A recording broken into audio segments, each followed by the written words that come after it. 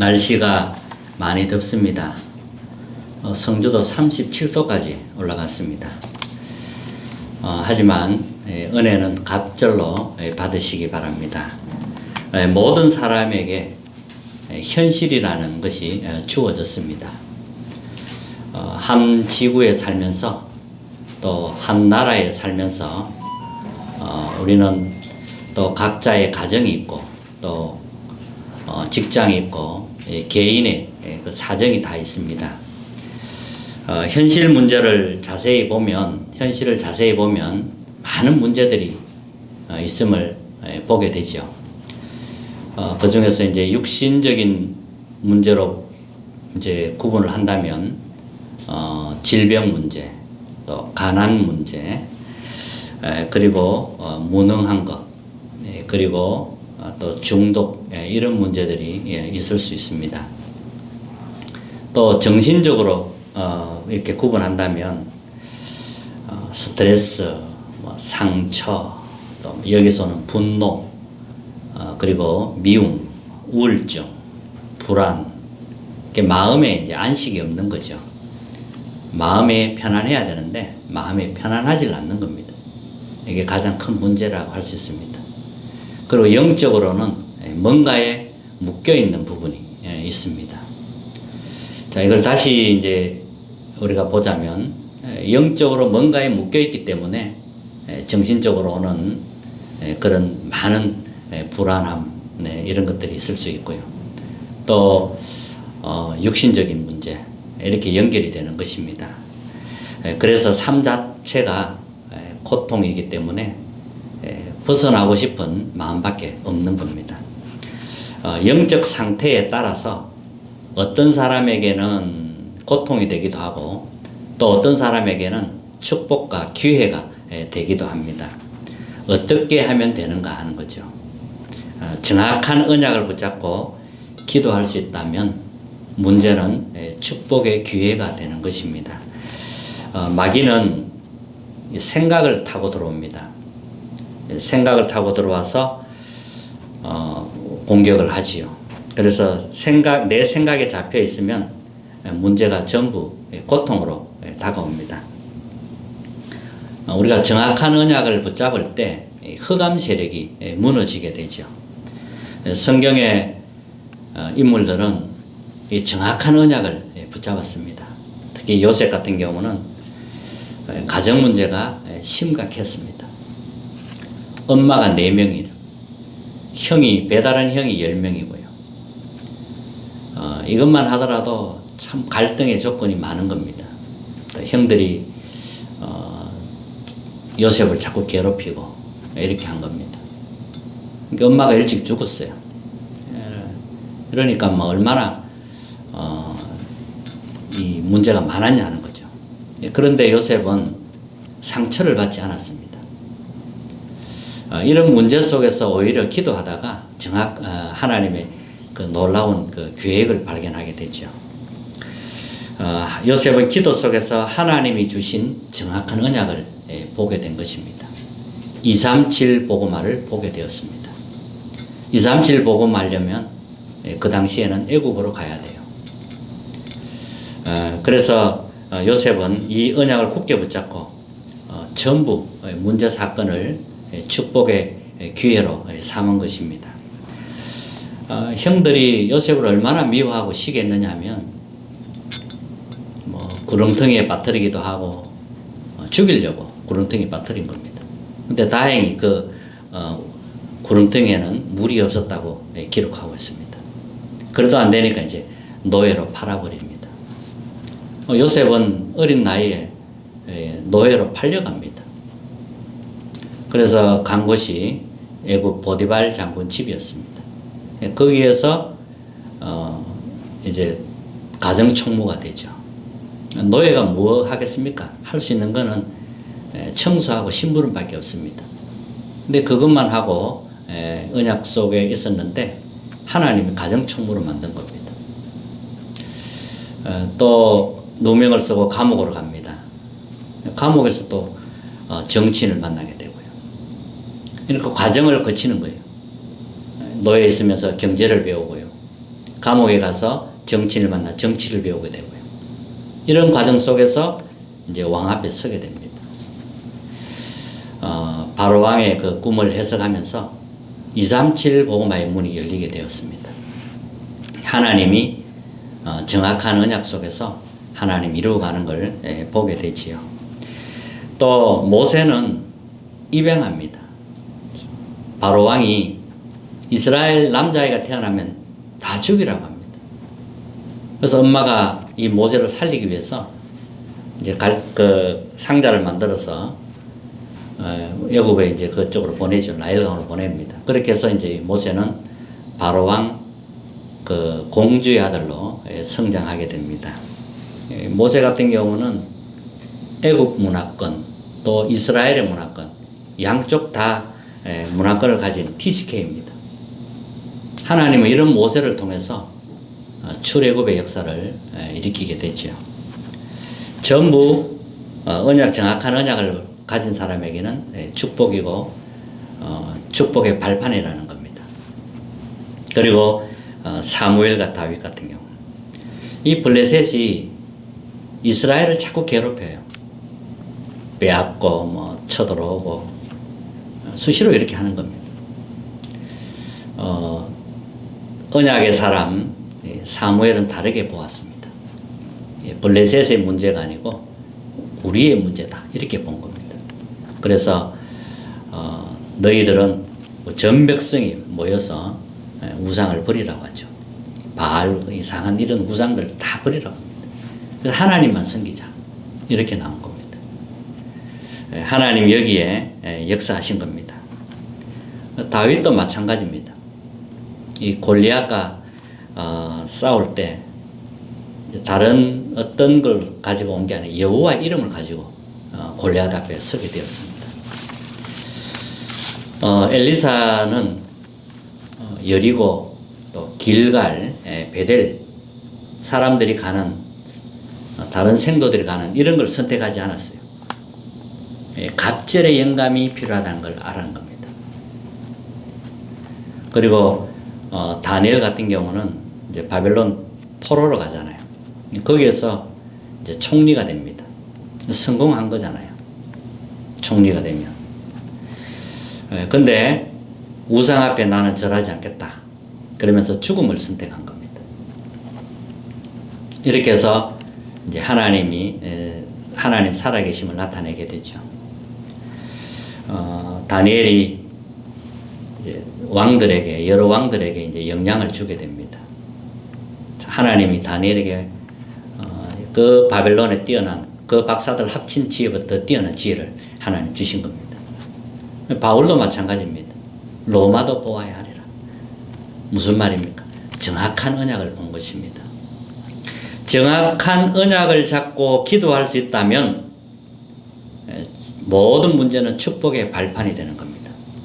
성경에 응답받은 사람들의 특징이 바로 그것입니다. 문제가 축복으로 보일 만큼 정확한 언약을 붙잡은 겁니다. 어떤 영적 상태냐에 따라서 문제 해석이 달라집니다. 정확한 언약 속에 있다면 분명히 문제 보는 눈은 달라지게 되어 있습니다. 오늘 첫 번째입니다. 창세기 3장을 읽었는데 성경은 가장 근본적인 문제의 시작을 알리고 있습니다. 우리 인간은 동물하고 다릅니다. 하나님의 형상을 가지고 태어났습니다. 하나님이 우리 인간에게 하나님의 형상을 심어주셨어요. 그렇게 해서 다스리고 정복하라고 했습니다. 생기를 불어 넣어주시고요. 그리고 에덴이라는 이 큰 축복을 우리에게 선물로 주셨습니다. 이 모든 것을 다스리고 정복하라는 거예요. 근데 한 가지만 하지 말라고 합니다. 동산 중앙에 있는 그 선악과 나무만큼은 그 열매를 먹지 말라고 하나님이 말씀하십니다. 먹으면 죽는다고 했어요. 이것은 이제 하나님과 인간과의 계약인 겁니다. 이것만 지키면 되는 거예요. 그런데 아니나 다를까 이 창세기 3장 사건이 터지게 됩니다. 하늘에서 타락한 이 마귀가 아담 하와에게 접근을 합니다. 뱀에게 들어가서 가장 그때 친한 하와하고 친한 동물이 뱀이었거든요. 그 뱀에게 들어가서 이렇게 아담 하와를 유혹한 것입니다. 뭐라고 했냐면 동산의 모든 열매를 먹지 말라 하더냐. 이 마귀가요 이렇게 딱 접근을 합니다. 하와가 뭐라고 하냐면 다 먹어도 되는데 중앙에 있는 나무 열매는 먹지 말라고 했다. 먹으면 죽을까 하노라. 이렇게 말을 합니다. 이때 마귀가 말을 받아치죠. 결코 죽지 아니하리라. 오히려 그걸 네가 먹으면 네 눈이 밝아진다. 네가 하나님처럼 되어서 선악을 알 줄을 하나님이 아심이라. 마귀가 이렇게 딱 이용을 합니다. 이 말을 듣고 나니까 이 선악과가 이제 먹음직도 하고 탐스럽기도 하고 막 먹고 싶은 거예요. 이렇게 해서 이제 먹게 되는 거죠. 이제 남편에게도 주고. 하나님이 먹지 말라 한 선악과를 먹은 겁니다. 하나님과 계약한 그걸 깨뜨린 겁니다. 그래서 창세기 3장 사건 그게 터진 겁니다. 하나님을 떠나게 되는 거죠. 이렇게 해서 재앙과 저주 가운데 빠지게 된 겁니다. 참 주인이신 하나님을 떠나서 스스로 주인 되겠다는 거예요. 이 사건이 그래 지금도 계속 일어나고 있습니다. 이러니까 이제 영적인 눈이 없어지고 육신이 밝아진 겁니다. 그전에는 부끄러움도 없었는데 이제 막 부끄러움도 들어오게 되는 거죠. 이제 벗었으므로 부끄러운 겁니다. 이러니까 이제 막 하나님을 피하는 거죠. 하나님 낯을 피해서 나무 뒤에 숨게 되는 겁니다. 불신앙하거나 죄가 들어오면 이렇게 항상 사람은 숨게 되어 있습니다. 도둑질 할 때도 뭐 남들 보는 데서 도둑질 하지 않잖아요. 아무도 없는 데 가서 모르게 도둑질 한단 말이에요. 같은 원리죠. 그래서 하나님이 묻습니다. 아담아, 내가 지금 어디 있느냐? 이렇게 말하니까요. 아담이 뭐라고 하냐면, 내가 두렵고 부끄러워서 숨었나이다. 나무 뒤로 막 숨는 거예요. 하나님 낯을 피했어요. 그래서 하나님이 물어요. 먹지 말라고 한 열매를 왜 먹었느냐? 이렇게 아담에게 묻습니다. 하나님, 내가 모르고 속아서 죄송합니다. 잘못했습니다. 이렇게 이야기해야 됩니다. 근데 아담은 뭐라고 합니까? 하나님이 만들어준 저 여자가 줌으로 내가 먹었나이다. 이렇게 이제 책임을 전가하는 겁니다. 다른 사람한테. 그러니까 또 하와야 너는 왜 먹었냐 이러니까요. 뱀이 나를 깨물어 내가 먹었나이다. 또 이렇게 책임을 전가합니다. 하나님, 내가 모르고 속았습니다. 용서해 주십시오. 이렇게 나와야 될 건데 또 이렇게 핑계를 대는 거죠. 이런 모습들을 우리가 볼 수가 있는 겁니다. 자, 이래서 하나님이 결단을 내리죠. 고통과 저주를 내리게 됩니다. 뱀에게는 너는 평생 동안 이제 배로 기어 다닐 것이고 흙을 먹고 살게 될 것이다. 이제 이렇게 하나님이 뱀에게 저주를 내리고요. 하와에게는 이제 아이를 낳는 그런 고통을 더하게 할 것이다 그랬고요. 아담에게는 수고하고 땀을 흘려야 너희 소산을 먹게 될 거다. 이렇게 이제 이야기를 했습니다. 그리고 땅이 너를 통해 저주를 받고 가시등불, 엉겅퀴가 될 것이다. 풀리지 않는 이런 많은 문제들이 이제 만나게 되겠죠. 또 땀을 흘려야 하고 결국은 이제 흙으로 돌아갈 것이다. 이렇게 이제 하나님 말씀하셨습니다. 그리고 두 번째는 이 저주에서 벗어나는 이제 근본적인 답을 또 주시는 겁니다. 하나님이 죄 가운데 빠지고 마귀에게 속아 죄 가운데 빠지고 하나님을 떠나서 저주받게 되었는데 그걸 그냥 버려두지 않죠. 하나님은 즉각 답을 주신 겁니다. 해답을 주신 거예요. 그게 창세기 3장 15절입니다. 내가 너로 여자와 원수가 되게 하고 내 후손도 여자의 후손과 원수가 되게 하려니 여자의 후손은 내 머리를 상하게 할 것이요 너는 그의 발꿈치를 상하게 할 것이다. 그리스도께서 오셔서 이 사탄의 권세를 십자가에서 깨뜨리겠다는 약속을 미리 하는 겁니다. 여자의 후손이란 말은 왜 여자의 후손이라 해야 되느냐? 모든 남자의 후손은 다 죄인입니다. 그래서 여자의 후손이라 해야 되는 거예요. 성령으로 잉태되어져야 되는 겁니다. 그 그리스도를 하나님이 보내겠다는 약속입니다. 이것이 하나님의 약속이고 구원 방법입니다. 여자의 후손, 이 말씀이 무슨 말인지 들려지면 그 사람은 구원받은 하나님의 사람입니다. 여자의 후손, 이 말씀이 들려져야 돼요. 모든 사람은 다 죄인입니다. 그래서 여자의 후손, 그리스도가 오셔야 되는 거예요. 그래서 그리스도에 대해서 정확히 알고 우리는 누릴 수 있어야 됩니다. 영세전 그리스도. 자, 여자의 후손 이렇게 이야기할 때는요, 영세전 이미 존재하고 계신 그 그리스도가 오셔야 된다는 말입니다. 그 그리스도를 보내겠다는 약속이지요. 그리스도께서 약속대로 이제 성육신하신 겁니다. 사람의 몸을 입고 오신 거예요. 처녀 몸에 잉태되어서 이 땅에 오신 겁니다. 남자 없이 태어났단 말이에요. 성령으로 잉태해야 되는 거예요. 남자의 씨를 가지고는 다 죄인이기 때문에 안 되는 겁니다. 그래서 여자의 후손으로 태어나야 되는 겁니다. 그분이 성육신하셔서 이 땅에 오셔서 십자가에서 희생되신 겁니다. 자기 피로 우리의 모든 죄를 씻으신 겁니다. 사탄의 권세를 완전히 깨뜨리신 겁니다. 지옥 권세 완전히 우리를 해방시킨 겁니다. 이 그리스도를 믿으라는 거죠. 그리고 또 십자가에서 죽었지만 3일 만에 부활하게 됩니다. 그래서 부활하신 그리스도. 이 여자의 후손이 이 말은 이런 비밀들이 다 그 속에 있는 거예요. 그리고 재림주로 또 서시게 됩니다. 모든 민족에게 복음이 다 증거되고 난 이후에 끝이 오리라 그랬거든요. 거기에 재림주로 서시는 겁니다. 그리고 심판주로 그리스도께서 서시는 겁니다. 우리와 함께 하면서.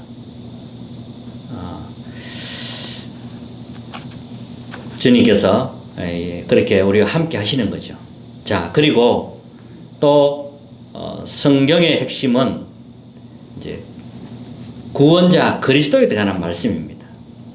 이 그리스도를 통해서만 이 성삼위 하나님의 비밀을 알아가게 됩니다. 그리고 세 번째입니다.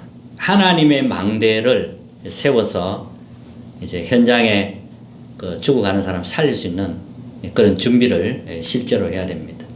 하나님의 망대가 내 안에 딱 세워져야 돼요. 이 빛의 망대가 내 안에 딱 세워져야 됩니다. 하나님, 성삼위 하나님 망대가 내 안에 세워지는 겁니다. 하나님은 지금도 창조의 말씀으로 역사하고 계세요. 그리스도께서는 지금도 구원 사역을 이루고 계세요. 성령께서는 능력으로 역사하고 계십니다. 이 성삼위 하나님이 내 안에 충만하게 임하도록 그렇게 기도하는 거예요. 하나님의 영이 내 안에 충만하게 임하시옵소서.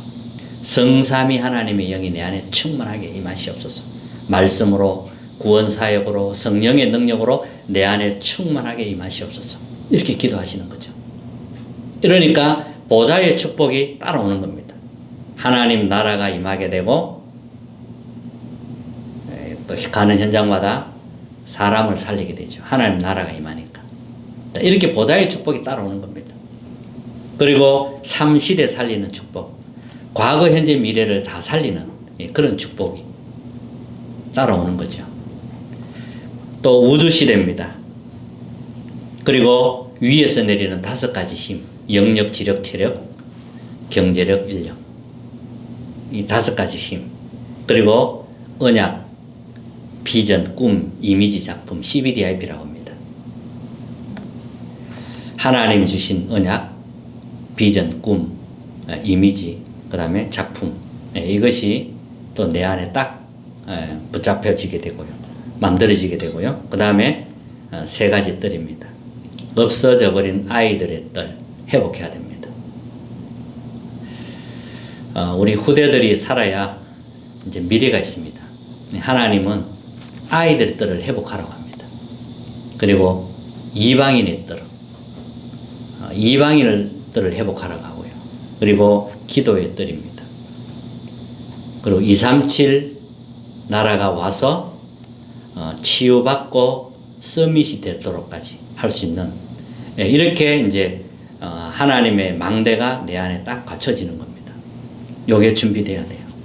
이 망대가 준비되어야 실제로 이제 사람을 살리는 일이 일어나게 됩니다.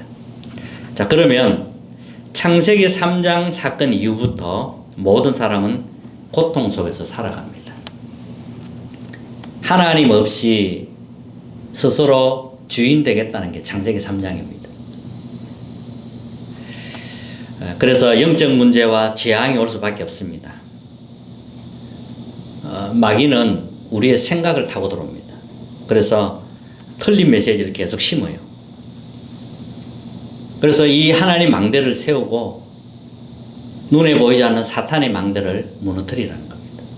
내 안에 있는 사탄의 망대를 무너뜨리라는 거죠. 내가 주인 되어 있는 것, 나 중심적인 것, 뭔가 이 복음하고 안 맞는 이런 것들, 틀린 것들, 잘못 각인된 것, 틀린 생각들, 이런 사탄이 심어놓은 이런 것들 전부 무너뜨리라는 거죠. 이게 되어져야 합니다. 주인이 바뀌지 않았다면 주인부터 바꿔야 됩니다. 주인이 바뀌어야 사탄의 망대가 무너지잖아요. 아직은 내가 주인인데요. 내가 주인인데는 사탄의 망대가 무너지지 않습니다. 그리스도가 나의 주인이고 성삼위 하나님이 나의 주인 되어야 사탄의 망대가 무너지는 거죠. 내가 주인일 때는 사탄의 망대가 그대로 있는 거죠. 구원은 받았습니다. 근데 계속 속게 되는 거죠. 자, 그래서 결론입니다. 기도를 시작하자는 겁니다. 어쨌든 간에 시간을 만들어서요. 아침 기도 시작하시고요. 낮에도 기도하시고요. 밤에도 기도하셔야 됩니다. 힘을 얻어야 돼요. 결단하면 돼요. 내가 하나님이 주신 힘을 얻어야 되겠다. 결단하고 기도하면 돼요. 내게 있는 문제 치유해달라고 기도하세요. 내게 와 있는 모든 문제 하나님 치유해달라고. 혹시 우울증에 시달린다면 하나님이 영으로 충만하도록. 그렇게 해서 나의 뇌 그리고 영, 몸을 살려야 됩니다. 산소 공급을 많이 하셔야 돼요, 몸에.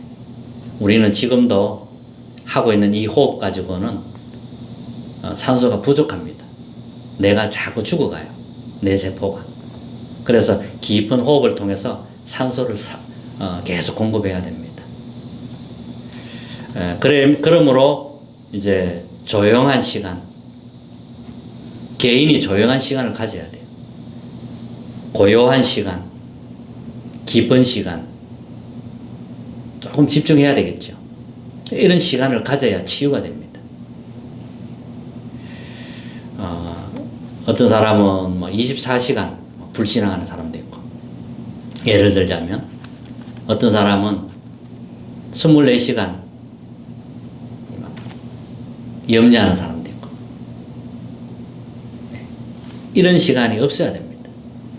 그래서 하나님을 바라보는 시간으로 바꾸는 거예요. 하나님으로부터 충분한 시간이 내게 임하도록 하나님을 집중적으로 바라보는 거예요. 염려 불신앙 대신에 하나님을 집중적으로 바라보는 시간을 자꾸 가지는 겁니다. 그래야 변화가 됩니다. 그래야 바뀌는 거죠. 하나님은 우주를 움직이고 계십니다. 이 지구를 움직이고 계시고요. 237을 움직이고 계시고요. 우리 모든 것까지 다 하시고 움직이고 계십니다. 그 하나님께 집중하라는 거죠. 최고의 은혜가 날씨가 많이 더운데 임하기를 정말 주님으로 축복합니다. 승리하는 한 주간 되시기를 주님 이름으로 축복합니다.